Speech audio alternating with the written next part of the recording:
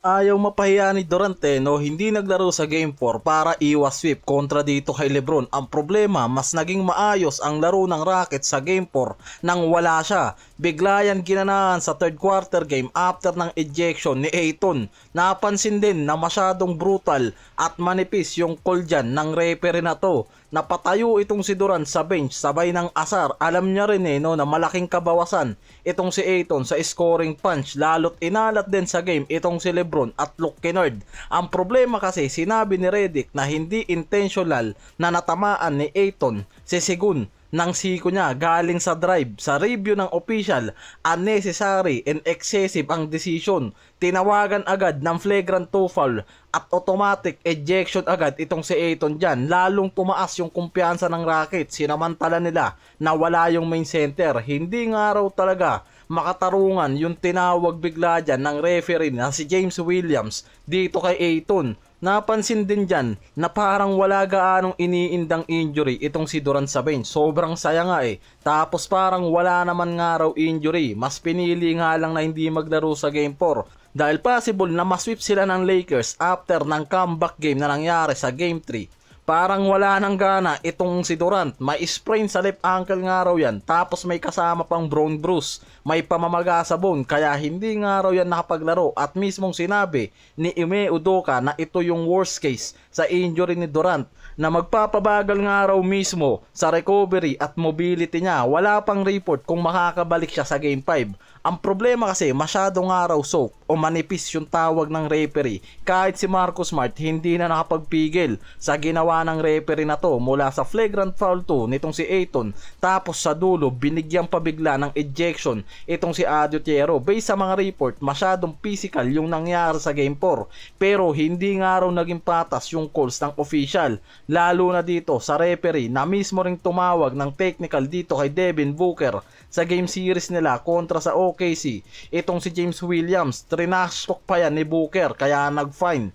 Sa last minute kasi ng fourth quarter, na-involve si Adutiero sa isang mainit na moment. Bigla siya at isang Rockets player parehong ineject. Ang problema nga raw dyan, based sa Lakers camp, hindi gumawa ng seryosong violation yung official na to. Hindi sapat nga raw para sa ejection. Kahit si Redick at Udoka hindi rin nabigyan ng malinaw na explanation nga raw sa tawag na to ni James Williams about sa ejection nitong si Tiero. Pagkatapos ng game, malinaw na nagalit nga itong si Lebron sa interview. Mas galit pa yan kaysa kay Adutiero. Sinabi niya na hindi nga raw dapat tinawagan to ng referee. Made no sense, walang saysay yung desisyon.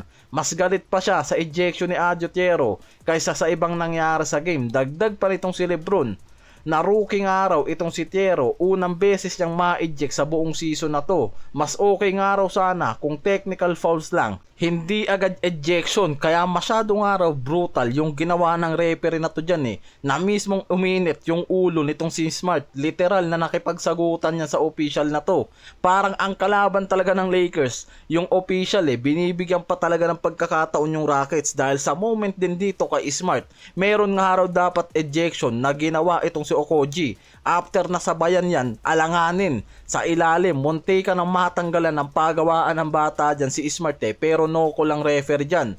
Kahit nga itong si Ime Udoka at itong si Segun, inamin na kahit sila nagulat nga raw sa tinawag ng referee na to kay DeAndre Ayton at masyado nga raw soft yung call na yan ng referee dahil malinaw naman talaga na hindi nga raw intentional yung ginawa ni Ayton. Galing si Segun sa drive automatic nga lang daw nagagawa si Ayton ng action para pigilan itong si Segun.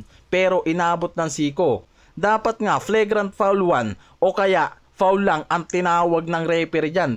Pero flagrant 2 foul agad yung tinawag kay Ayton na mismong nagbigay ng dahilan para ma-eject agad to sa game. Kaya sinabi ni Ayton sa post-interview after ng Game 4 na masyado nga raw mabigat yung flagrant 2 foul na binigay sa kanya ng referee. Hindi makatarungan at hindi nga raw siya dirty player para gawin yung foul na yan. Yan mismo yung sinabi ni Ayton kaya nakaiwas pa ang Rockets sa sweep kontra Lakers dahil sa referee na to. Thank you ref.